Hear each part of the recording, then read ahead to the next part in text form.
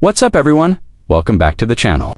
Today, we're diving into a truly epic story, one that sounds like it's straight out of a Hollywood blockbuster.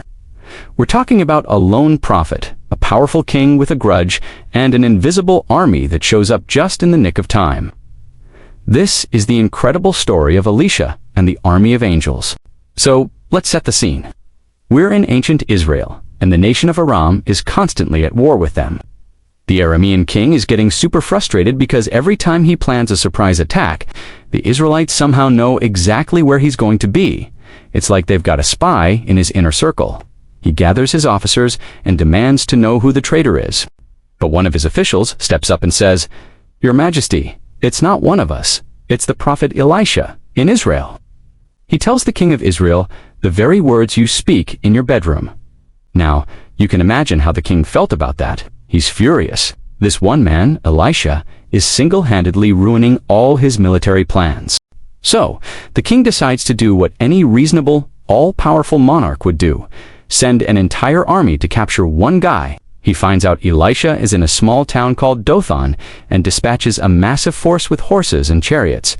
They march through the night and completely surround the city, cutting off all escape routes. The next morning, Elisha's servant wakes up, goes outside, and probably just wants to get his day started. But what he sees makes his heart drop: an entire army, as far as the eye can see, encircling their little town. He panics and runs back to Elisha, crying out, "Oh no, my master, what shall we do?"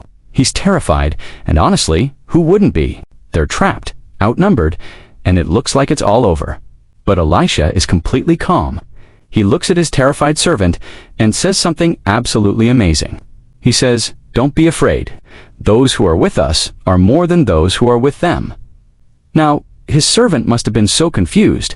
He's looking around, seeing just the two of them versus a whole army, and thinking, what is he talking about? He can't see anyone else. This is where the story gets goosebumps level. Incredible. Elisha prays a simple prayer. He asks God, open his eyes so he may see. And just like that, the Lord opens the servant's eyes, and what he sees is breathtaking. The entire hillside around them, the mountains surrounding Dothan, are filled with horses and chariots of fire. An entire angelic army, a celestial force, was there the whole time, completely invisible to human eyes, ready to protect them. Imagine the shift in that servant's perspective.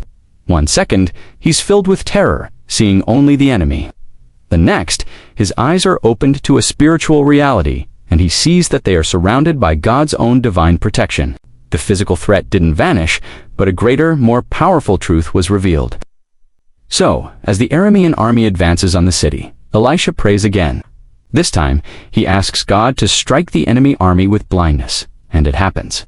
This huge, formidable army is suddenly stumbling around, completely disoriented and confused.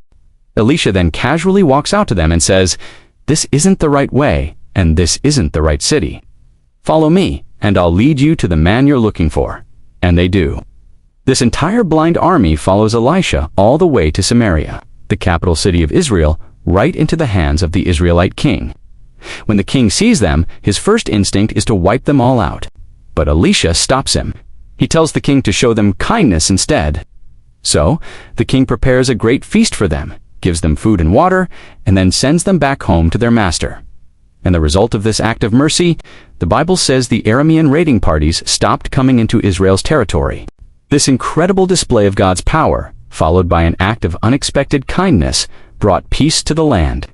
This story is so much more than just a cool miracle. It's a powerful reminder that there's often more going on than what we can see with our physical eyes. When we feel surrounded by problems, overwhelmed by fear, or like we're facing impossible odds, it's easy to feel like Elisha's servant, seeing only the enemy army. But this story encourages us to ask God to open our eyes, to see the unseen help and protection that surrounds us. It reminds us that no matter how big the challenge, those who are with us are more than those who are with them. What an amazing account of faith, protection, and seeing beyond the obvious. It really makes you think about the unseen battles and unseen help in our own lives. Thanks so much for hanging out and exploring this story with me today. If you enjoyed this, don't forget to hit that like button and subscribe for more content. Until next time, stay curious.